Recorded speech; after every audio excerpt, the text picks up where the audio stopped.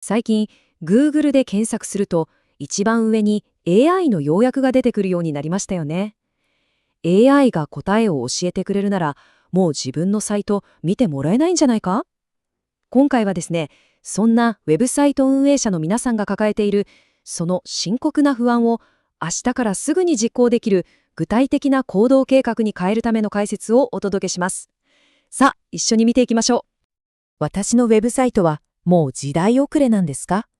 この問い、今多くのクリエイターやサイト運営の方が心の内で叫んでいることだと思うんです。今までずっと当たり前だと思ってた地面が足元から静かにでも確実に崩れ始めてるみたいな。その不安決して大げさな話じゃないんですよ。これはですね、顧客管理プラットフォームで世界的なシェアを誇るハブスポットの CEO 山耳ランガンさんの言葉です。Google 検索の 60% 以上がもうクリックにつながらない。これはもう単なるアルゴリズムの調整とかそういうレベルの話じゃなくて、ビジネスモデルそのものが根底から崩されようとしているっていう地殻変動なんですね。まずはこの言葉の重みをしっかりと受け止める必要があります。はい、というわけで今日の解説はこの流れで進めていきます。まず今一体何が起きているのかっていう地殻変動の正体を理解します。そしてデータが示す厳しい現実をちゃんと見つめて、それを乗り越えるための3つの具体的な戦略を一つずつじっくりと解説していきます。それでは最初のセクションです。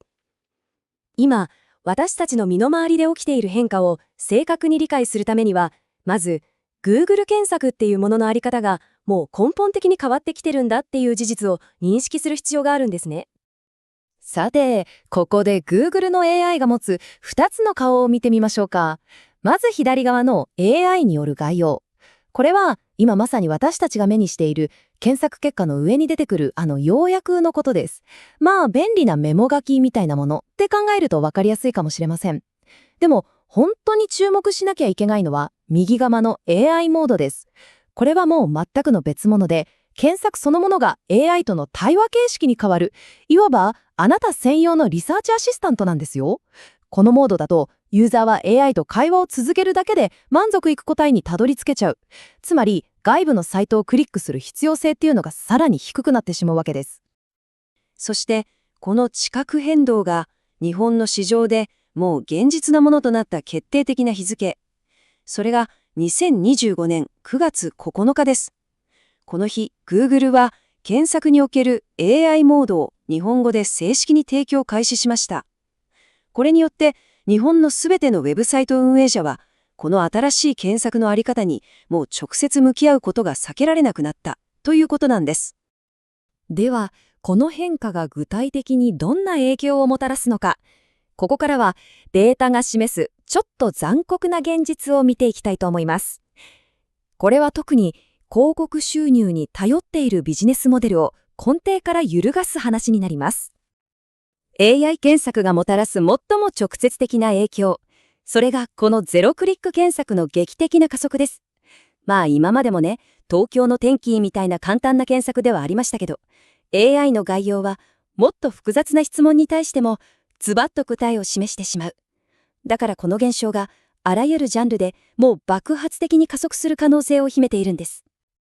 この問題の深刻さをこれ以上ないほど明確に示したのがアメリカの調査機関ピューリサーチセンターの報告です。このグラフ見てください。いや、衝撃的ですよ。AI の要約が表示されない場合、従来の検索リンクがクリックされる割合は 15% でした。ところが AI の要約が表示されると、この割合がなんと 8% にまで激減、ほぼ半分になっちゃってるんです。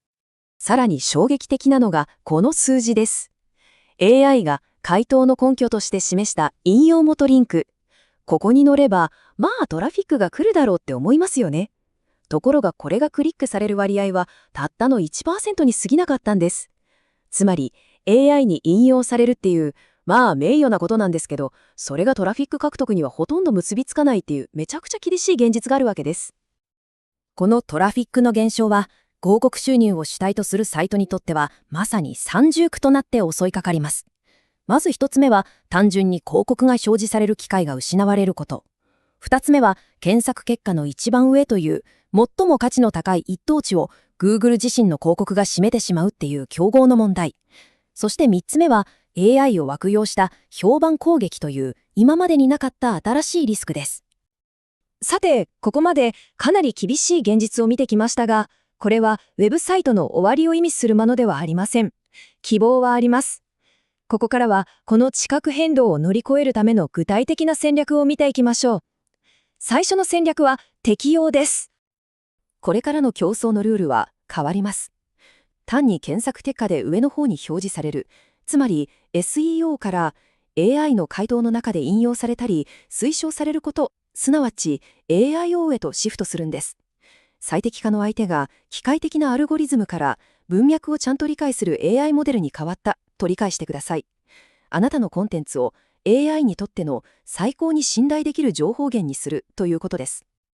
その AIO のど真ん中にあるのが Google が提唱している品質評価基準 EEAT です。この中でも特に重要なのが一番上の経験エクスペリエンス。なぜなら AI は既存の情報を要約したり組み合わせたりするのは得意ですけど、人間が持っている独自の経験とかそこから得られる深い洞察をゼロから作り出すことはできないからです。ここが私たち人間クリエイターにとっての最大の差別化ポイントになります。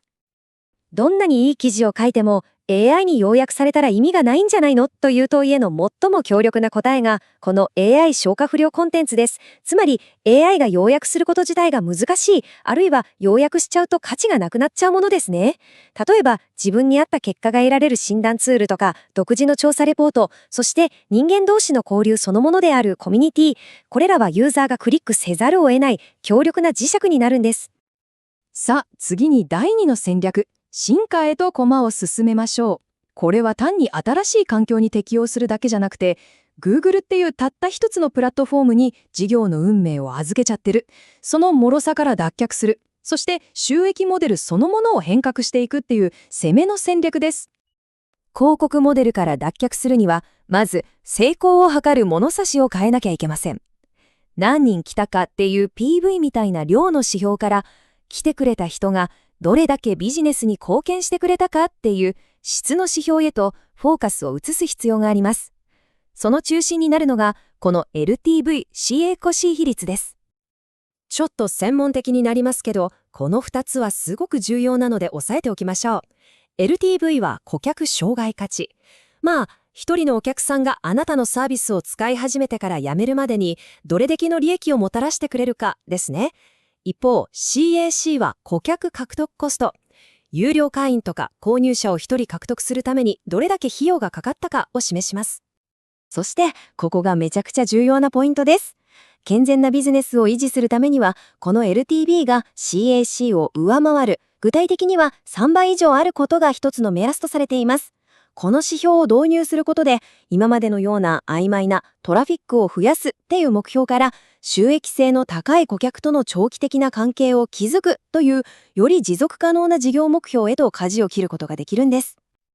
そして最後の戦略です。これは、あなたのビジネスを守る最も強力なお堀、つまり、オーディエンスとの直接的で壊れることのない関係を築くことに焦点を当てます。